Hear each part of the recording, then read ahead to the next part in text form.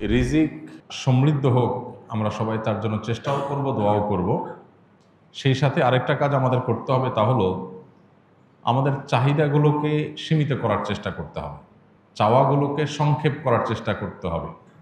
একজন মুসলমান দুনিয়াটা যেহেতু তার জন্য তেমন গুরুত্বপূর্ণ না আখিরাতের তুলনায়, সেজন্য দুনিয়াতে আমি খেয়ে পরে কোনো মতে বাঁচার ব্যবস্থা হয় কিনা, জান বাঁচার মতো ব্যবস্থা হয় কিনা, এই চেষ্টা করতে হবে।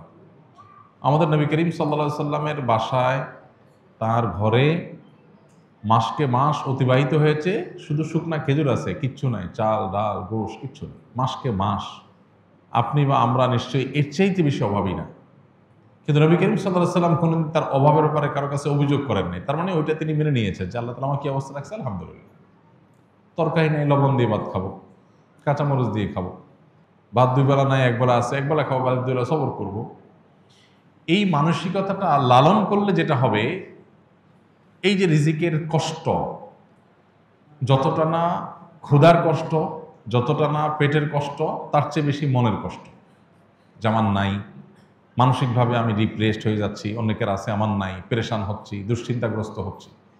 এই জন্য এগুলো উচিত না, এগুলো যথাসম্ভব দূর করার চেষ্টা করা দরকার। অর্থাৎ আমি আমার নিজেকে চেষ্টা করব আমার চাহিদাকে সংক্ষেপ করার, এবং যে অবস্থা আছে এই অবস্থা শুকর আদায় করার।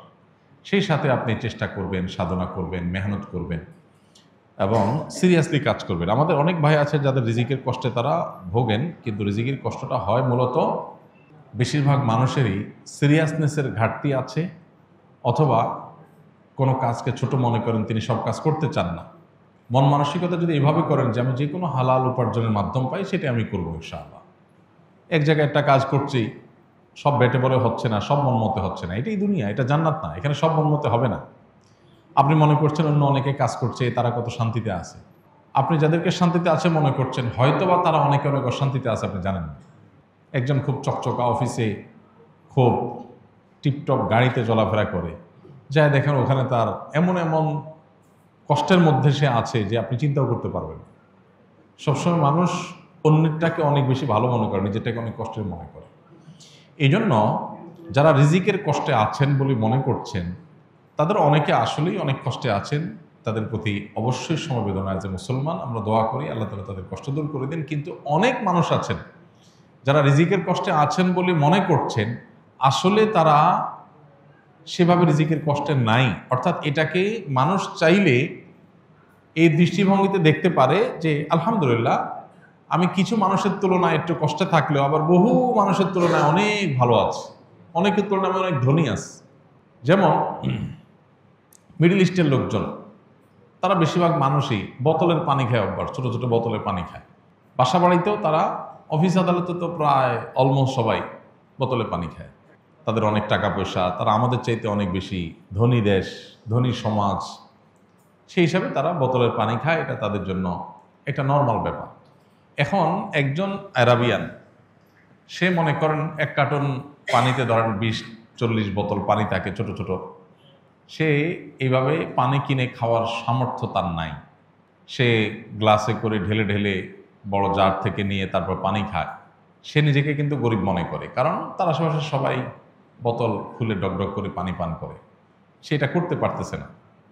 সে কিসের পানি খায়? ফিল্টারের পানি, জার থেকে পড়ে সেখান থেকে সে পান করে। অথবা ফিল্টার করাও লাগে না, তাদের দেশে সব পানিগুলো জারের পানি ফিল্টার করাই আছে, ওইগুলো খায়, মগ দিয়ে খায়। তো মগ দিয়ে যে খায় এটা তার কাছে অভাবই মনে হয়। আহারে আমি গরিব মানুষ, আজকে ওদের মতো টাকা থাকলে আমি বোতল খুলে ডকডক করে গিলতাম, একটা খাইতাম, ফালা দিতাম, আরেকটা ধরতাম, আমি পারি না। এই জন্য আমি ওই ফিল্টার করা যে জারের মধ্যে পানি থাকে ওই জার থেকে ঢেলে ঢেলে খাই। এটা হলো গরিবের অবস্থা। আমাদের দেশে সেই গরিবের যদি আপনি তুলনা করেন যে পানি ফিল্টার করা লাগে না, সব ফিল্টার করা আছে, শুধুমাত্র ডাইলা খাওয়া। আমাদের দেশে অনেক মানুষ আছে যাহারে একটা ফিল্টার নাই, পানি সিদ্ধ করে করে ঢাকা শহরে অনেকে এখনো পান করে, অনেক কষ্ট করে। আমার যদি ফিল্টারের ব্যবস্থা থাকতো, অথবা ফিল্টার করা ছাড়া এরকম ডাইরেক্ট ফিল্টার করা পানি পাওয়া যাইতো, ডাইরেক্ট খাওয়া যাইতো, তাহলে আমি ধনী হতে পারতাম। তাহলে এর কাছে ধনীর সংখ্যা কিন্তু বোতল খাওয়া না, এর কাছে ধনীর সংখ্যা হলো ফিল্টারের পানি পাওয়া। তাই না? আবার আমরা যেরকম সুন্দর পানি পাই, আফ্রিকার অনেক দেশের অনেক অঞ্চলে মানুষ আছে, তারা যদি জিজ্ঞাসা করেন যে তুমি কেমন আছো ভাই, তো বলবে যে হায় হায়, একটু স্বচ্ছ পরিষ্কার পানি নাই, এই ময়লা সয়লা যা যখন পাই তাই খাইতে হয়, একটু পরিষ্কার পানি পাইতাম, ফিল্টার না হোক একটু পরিষ্কার পানি পাইতাম।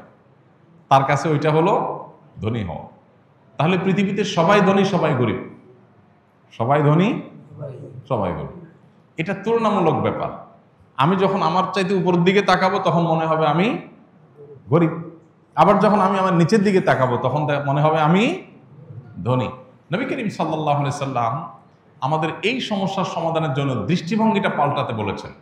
অর্থাৎ তিনি বলেছেন যে তোমরা দুনিয়ার ক্ষেত্রে তোমাদের চাইতে যারা উপরে আছে তাদের দিকে না চেয়ে যারা তোমাদের চাইতে নিচে আছে, কষ্টে আছে, তাদের দিকে তাকাও। তাদের দিকে তাকালে তোমার কাছে মনে হবে আলহামদুলিল্লাহ আমি তো অনেক ধনী, আমি তো ময়লা পানি খাওয়া লাগে না, আমি তো আলহামদুলিল্লাহ স্বচ্ছ পানি পাই, একটু ফিল্টার করে খেতে পারি।